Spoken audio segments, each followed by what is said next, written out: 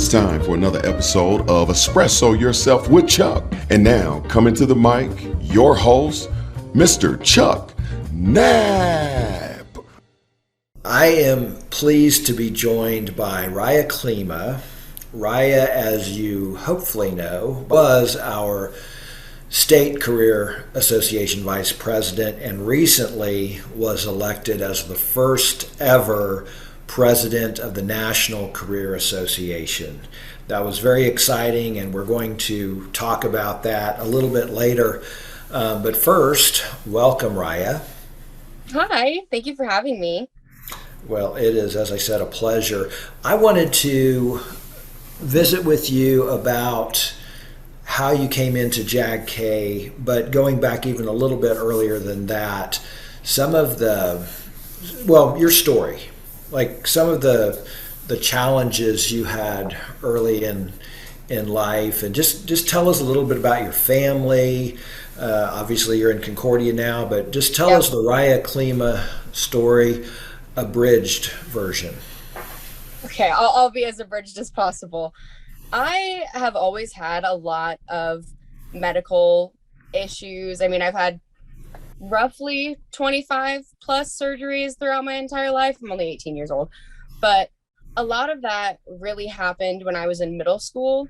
So when I was in 5th grade, I had MRSA, which is a type of staph infection, and I got that in my skull, which that caused a lot of issues with missing school. And I still kept up with my grades because, when it's middle school, it's not as big of a deal. You don't really have that much to be missing. And I also got hearing aids when I was in 5th grade. That was another really big adjustment that I still progressively am adjusting to as my hearing changes, because they'll never make my hearing perfect, but they do help me. And it's really just about my comfort. That's what I was told the last time I went. And then when I was in 6th grade, I was diagnosed with trigeminal neuralgia, which is, I call it a chronic pain condition. It's a neurological condition that causes extreme pain to the face, ears, and neck area. Basically, blood vessels wrap around your cranial nerves, and then every time your blood pressure rises or, just general activity makes those blood vessels tighten around the nerves and then sends pain, because even though nothing was really hitting me or touching my face, I was still feeling it because something was touching the nerve. And in 7th grade, so 6th grade, the summer before 7th grade, I had my first brain surgery for trigeminal neuralgia on one side. And then I got into 7th grade. I joined JAG at that time because in 6th grade, I found out about it. And I was like, oh, this just sounds fun. I don't really know what it's all about, but maybe it'll be good for me. It was very good for me. And then in 7th grade, I found out that I had trigeminal neuralgia on my opposite side, which resulted in me needing another brain surgery. And that was kind of where JAG really became a important part of my life, because it kind of helped me stay caught up in school. It made sure that I was doing my best to succeed. And that was just really where it all started. Got it. So 7th grade, Jordan Champlin was your career specialist because she had 7th through 12th grade. Yep. And you mentioned helping you keep up with your classes. So that was probably the first noticeable thing that JAG-K offered. What were some of the other things, even as early as middle school, that you saw JAG-K helping you with, or maybe some skills that were developed at that time? I mean, a lot of it, we didn't get to do as many heavy learning type things as the high school did, but we still got to do the smaller abridged versions of the lessons. And we still learned how. I made my first resume when I was in 7th grade, and at that time I had no experience, but I got to do a lot of volunteer work, which was something that I found out I really liked. And I also just kind of got to spend 7th and 8th grade getting to know myself more, because we got to do a lot of projects about future careers, or we have this one project, I still have mine laying around somewhere in my room, where we had to design an album cover and then list songs that were relevant to our life, and then explain why they were relevant to our life. That was probably my favorite project that I've ever done. And I think I actually have it with my other records, because I took a record and I painted it, and then I painted the cover and stuff. And JAG was just a good outlet for me, both for creativity and for learning about things that you just don't get from other classes. Have you always been pretty confident and outgoing? No, not at all.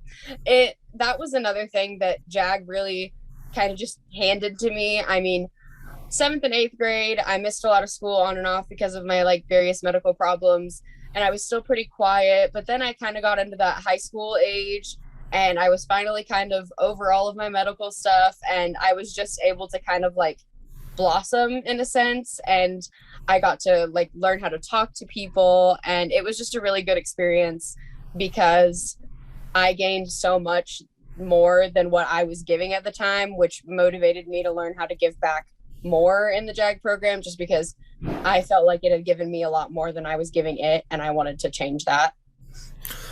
Do you remember your first career development conference? My seventh and eighth grade year, there were like the middle school level career development conferences. Seventh grade, I didn't compete any because it was still Mrs. Champlin's first year. So we didn't really get into that. And we didn't like have the time per se. It was just one of those things where it's a lot of preparation and we didn't really know how to go about it yet.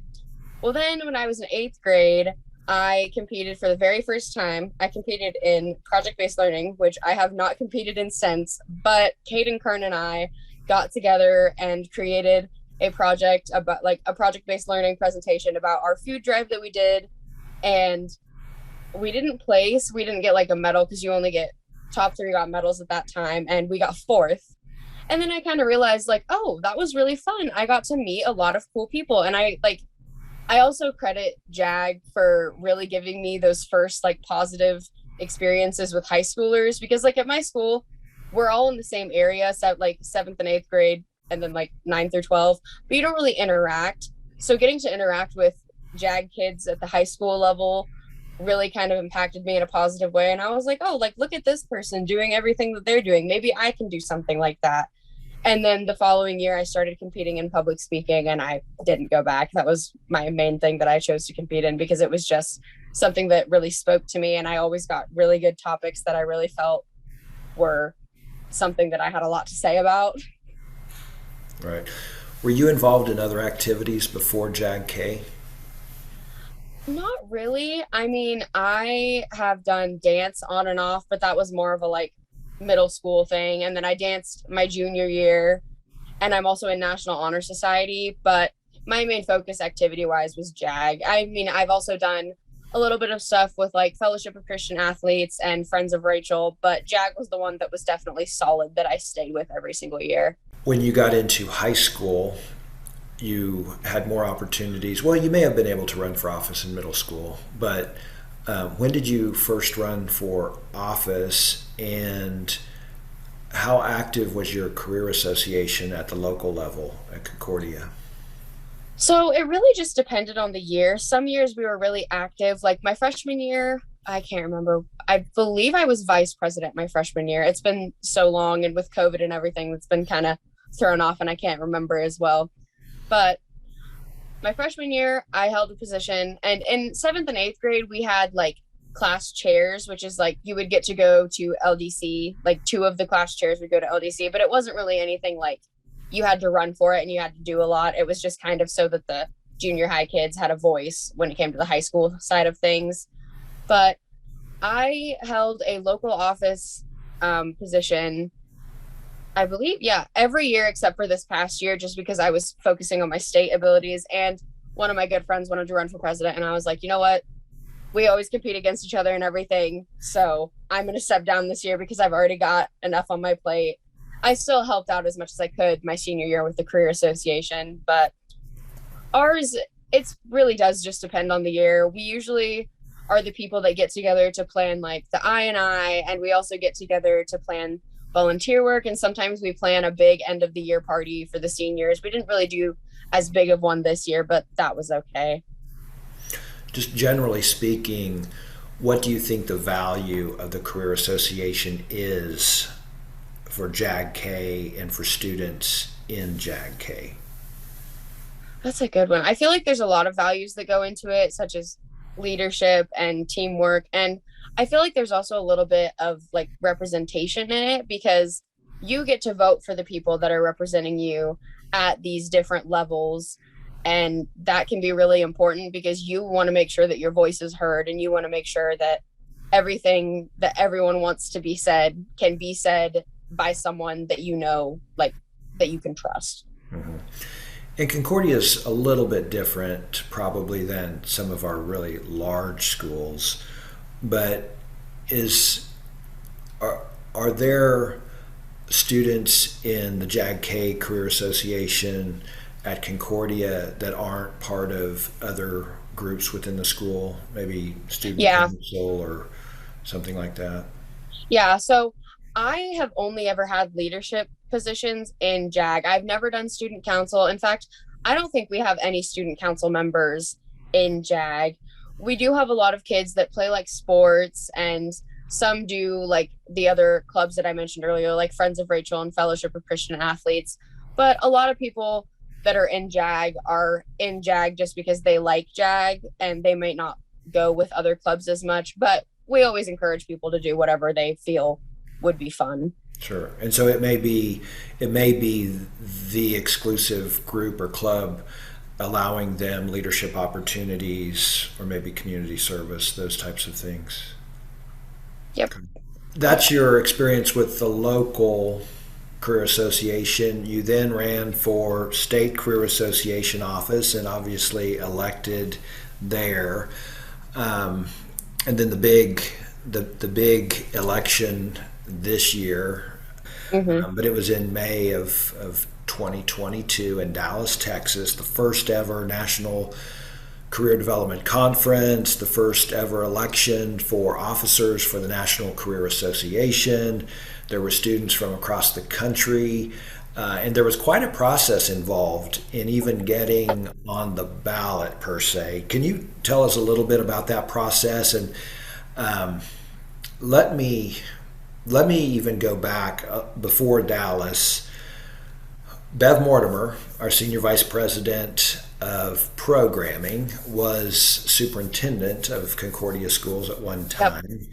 And so obviously very familiar with Concordia and with you. And this was all new, the NCA and the NCDC.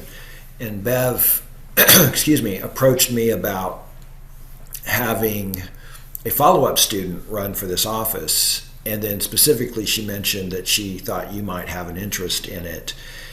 And I said, well, I'd really kind of like to have a currently enrolled student do this because they'll still be in the JAG-K program, and we can keep in touch with them. And so you and I actually had a conversation at the state career development conference. And do you remember that conversation? Do you remember kind of what I said at that time?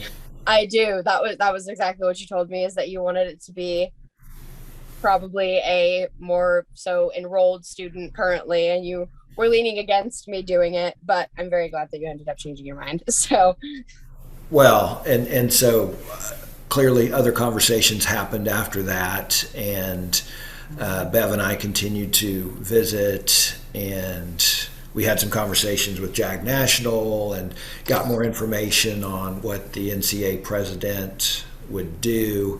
And at that time, we didn't really know the process. Later, we found out that you don't just run for president.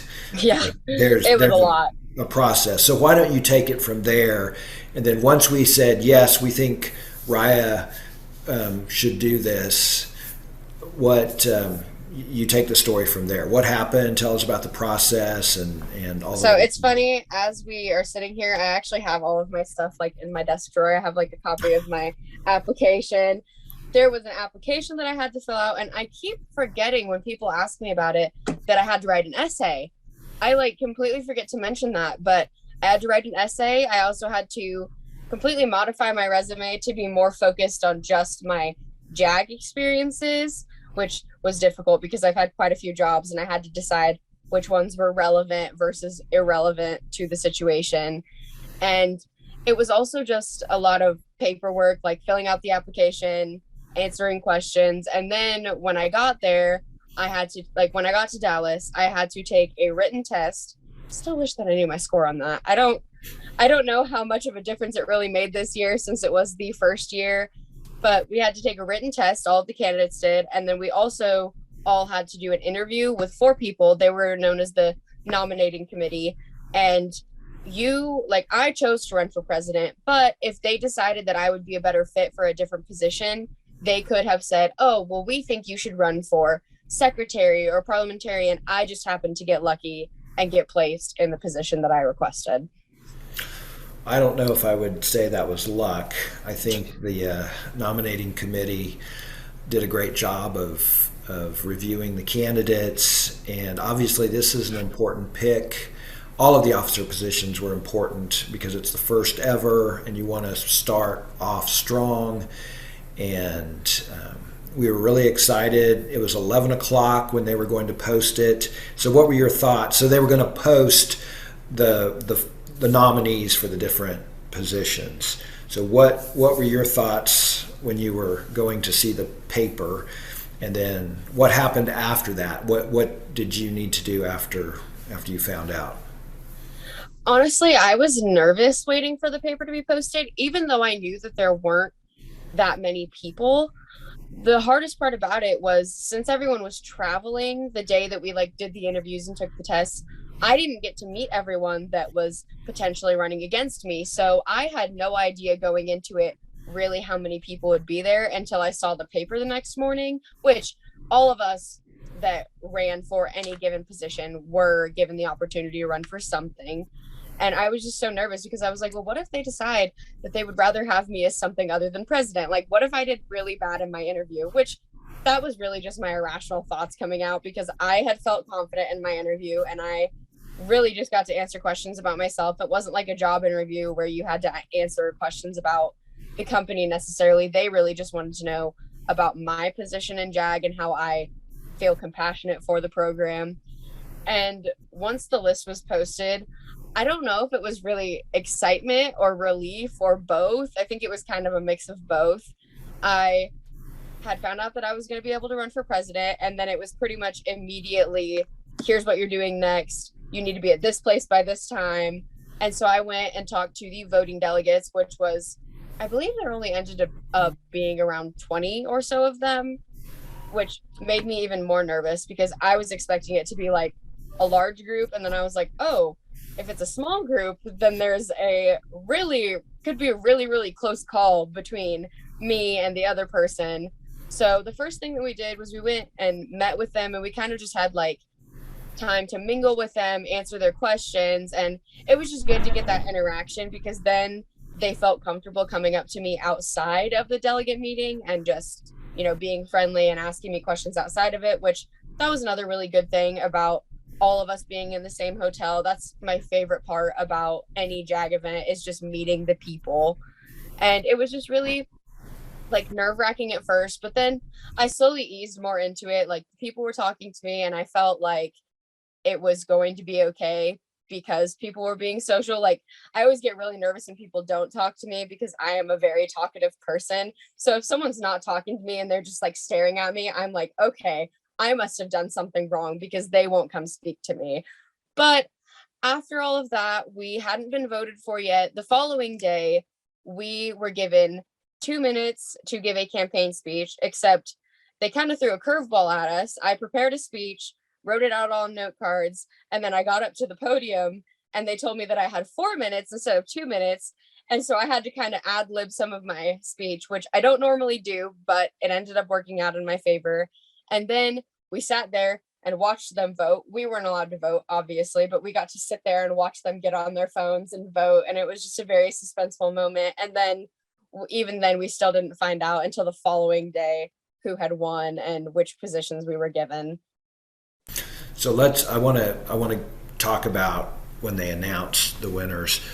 But after the vote, one of our voting delegates was in there, and that was Devin Russell Unger, who was our State Career Association president.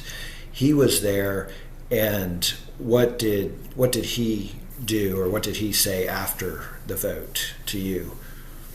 It really surprised me. I wasn't expecting him to say anything to me, just because I didn't want him to I don't know. I wouldn't say feed my ego because I didn't have an ego to begin with. I was terrified.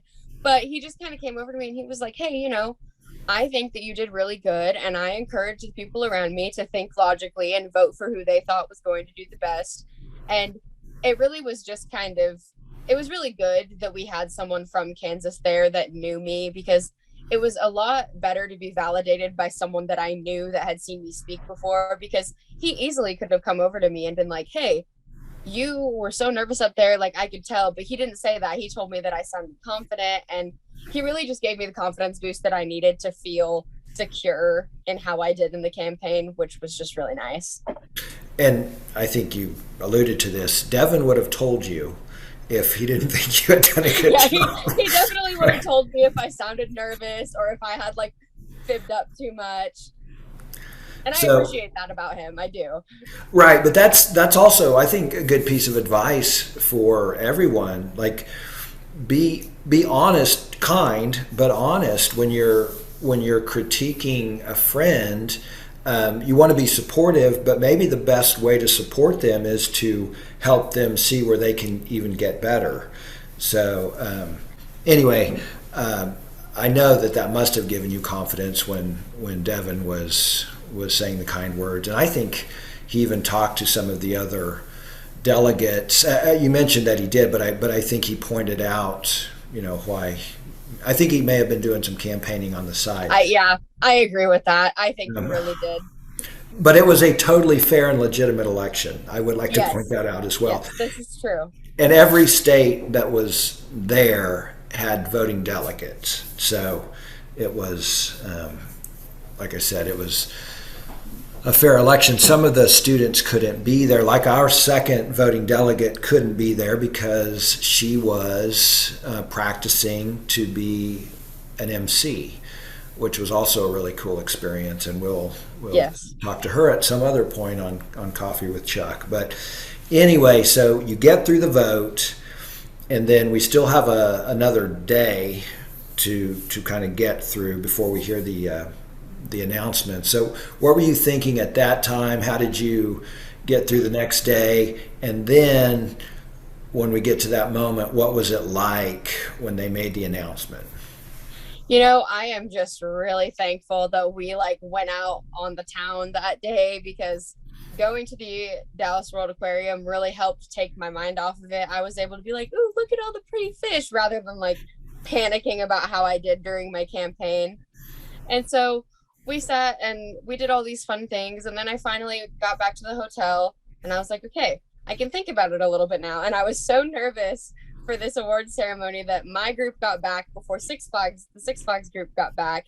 So I went and I changed my clothes and I did my makeup. And then I went and ate and all of my stuff because I was so nervous that I would be too busy panicking to get ready on time, which I'm really glad that I did that, because then I just had time to kind of calm myself down before the event. But man, the waiting once the event actually started was insane, because that was the last thing that they announced. And just sitting there, and I was sitting on my hands, trying not to fidget a whole bunch, but I was just so nervous. And everyone from Kansas was doing so good in the events that once they started announcing the awards, I kind of let it slip from my mind that I was nervous about this. I was like, we're doing really good. I'm so proud of us. And then it got to the moment where they started announcing the officers, and they announced the people, and, I was proud of all of them. And then I was like, okay, now it's my turn. And then I just kind of sat there and I was holding on to my chair. I was so nervous.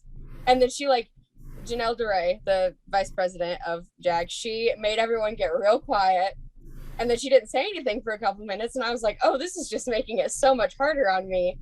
And then before she even said my name, she said Kansas. And that, I shot up out of my chair. Everyone just shot up. I mean, Caden Kern, who was from my school, was standing next to me. He picked me up. I mean, it was just a very big, I don't think I've ever had a big celebration like that, a moment like that in my life. It was amazing. Well, and then they ended the event and, people took pictures, but then you and the rest of the officers, you went off to a special meeting. So tell us about that.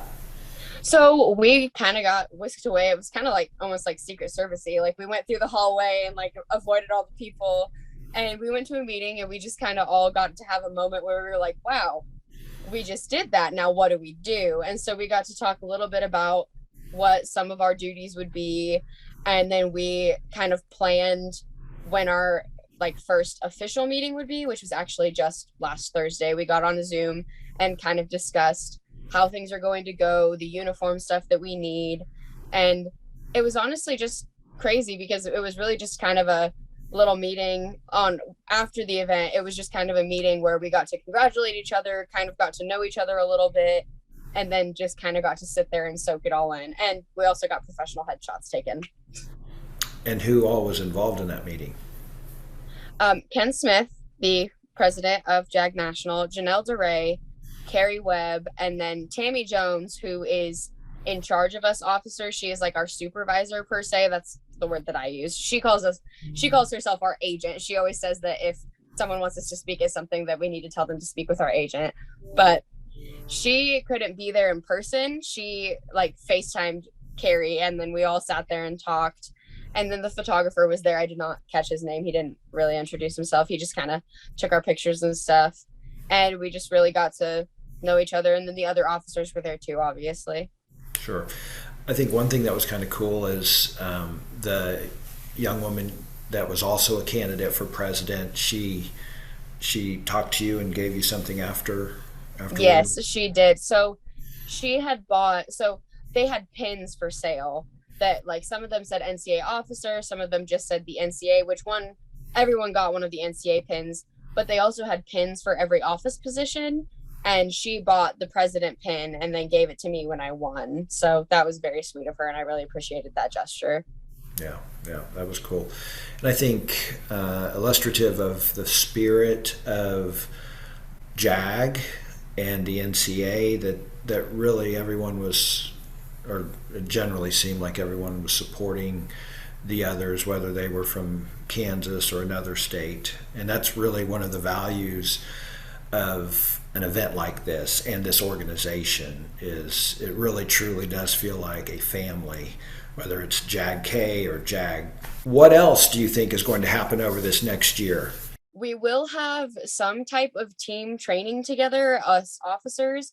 And I also get to go back to the National Student Leadership Academy, which I've already been to twice, but I still feel like there is so much more. Each time that I go, there's always something else that I can see.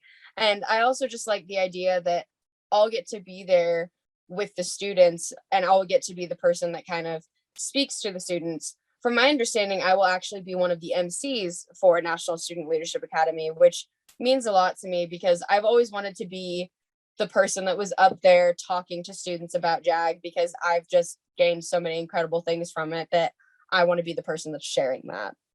And then obviously I get to go to the National Career Development Conference next year.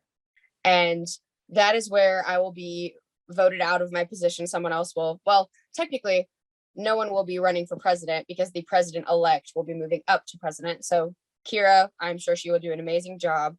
And then they will be voting for a new president-elect, a new secretary, and a new parliamentarian. And I get to help lead that meeting with the voting delegates and help them introduce the candidates and things like that.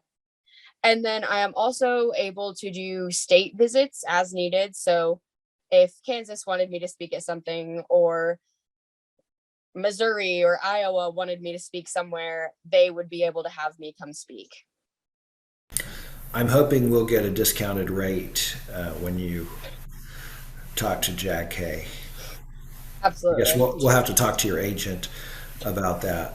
So, well, we're almost out of time, but I know probably the first phone call, if not the first, one of the first phone calls after you had been announced as president of the NCA was with your former career specialist, Jordan Champlin.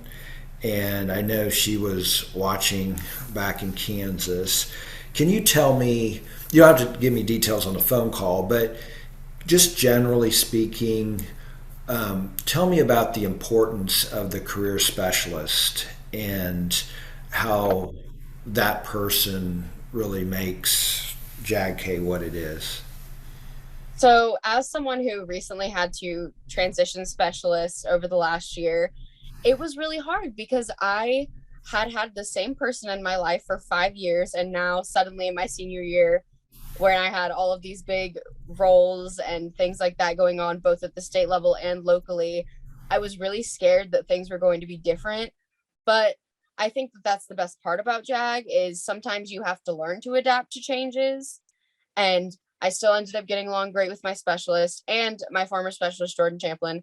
She still stayed in the school. So she was still there to help out JAG kids when they needed it, or help out the new teacher when she needed something, whether it be helping us prep for our competitions and things like that. I mean, it's just a really good bond to build, because then even once they are no longer your specialist, you still have that. Specialists really make or break it. Like, some kids don't always bond with people, and they don't always have, the best group of people to be around at home. So then they come to school and they have someone like Jordan Champlin or Leslie Jessup that they can just kind of cling to as like a life support, not in a necessarily bad way, because clingy can be seen as a bad thing. But I truly think that what specialists do is just give students a safe place in the school and outside of school, because they're always willing to be on speed dial for you, and they're always willing to help.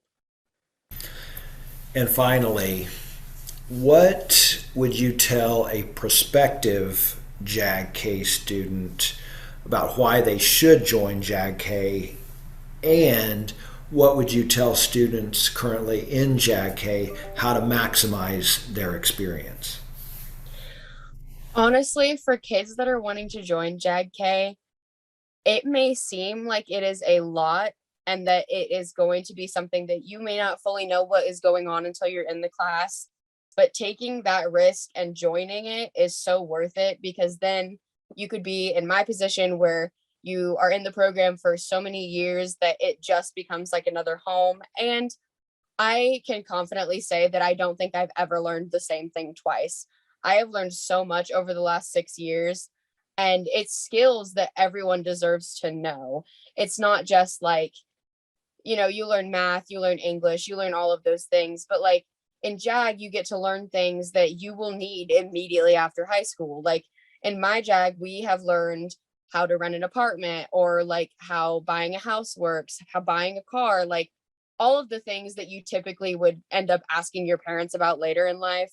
Just because like I am so much more prepared than some people that I know, because I was in JAG. I've got several friends that graduated this year and last year that are like, well, I don't even know how to do this. And like, do you know how to do this? And then I'm like, yeah, I can help you. I learned that in JAG. And then I really use that as my encouraging factor.